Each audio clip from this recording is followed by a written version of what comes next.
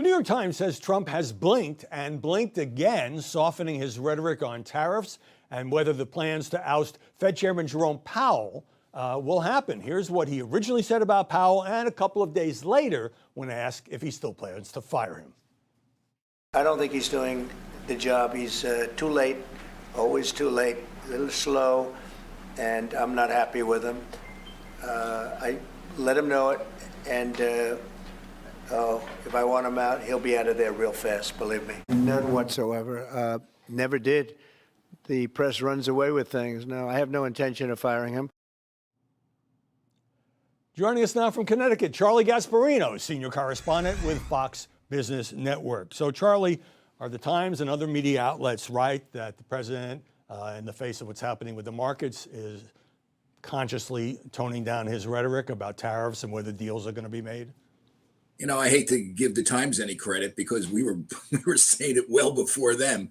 The markets were the great equalizer here, particularly the bond market. When it looked like one night people were literally dumping our debt amid this whole tariff issue, that resulted in the pause. And listen, there's an economic reality here. If you're gonna, even though he's on very strong grounds about how we get screwed on trade, if you're gonna do this, if you're gonna really upend a huge portion of the economy, there's going to be some pain. And, we don't know how long that pain's going to last. And the American people generally hate pain. I mean, remember, he took over, Howie, because it was a pretty dysfunctional administration before in Biden and Harris. Open borders, cultural stuff like wokeism. American people wanted that to end. They did not want pain in terms of inflation and markets going nuts. Yeah, so, who does? I mean, that was the reality. Well, Treasury Secretary Scott Bessent said on ABC that this is all media-driven because the market had a partial bounce back this week. But right. Meanwhile, he's also because down in the polls. Stuff. Yeah, I mean, because he's they're down backing into off stuff. 44% right. in the Fox poll, 39% in the Washington Post ABC poll. So is it because of the market's decline and the bond market, or is it because he's urged to do this by his billionaire buddies? Well, I mean, why he did it has nothing to do with millionaire buddies or billionaire buddies. Why Trump is cutting deals. First off, I think deep down inside, he's a deal cutter. I mean, he likes to cut deals. So I think this was always in the back of his mind. Mm-hmm. I don't think that they expected this sort of massive market reaction that they had. I mean, I think that caught them completely off guard based on what I know. And I know a lot of people inside the administration, of people on Wall Street who speak with them. That was surprising. And that caused the sort of more dramatic about face that occurred, the pause.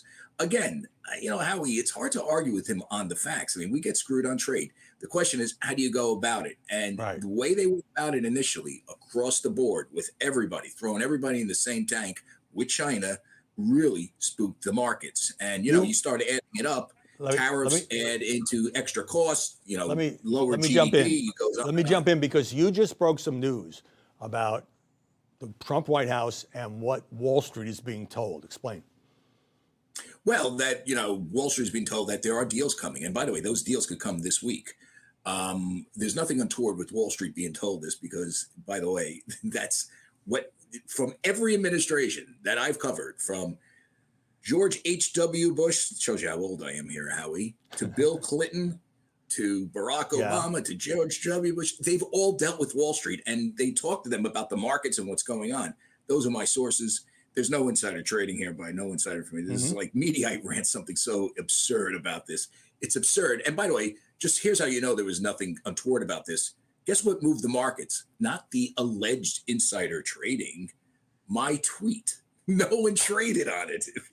It's so stupid. But listen, there's going to be deals. I think if the White House had its druthers, this week will be it. If they had the druthers, they would have announced Japan earlier. Yeah. That sort of got held up. But what could we see this week? I think you could see something. Again, you never know because this is a moving target. Sure. Something with India, something with Japan, maybe South Korea, maybe Australia. The big kahuna, obviously, is China, and that's going to take a lot more time. All right, Charlie, sit tight. We'll have you back a little later. But hey, everyone, I'm Emily Campagno. Catch me and my co-hosts Harris Faulkner and Kaylee McEnany on Outnumbered every weekday at 12 p.m. Eastern, or set your DVR. Also, don't forget to subscribe to the Fox News YouTube page for daily highlights.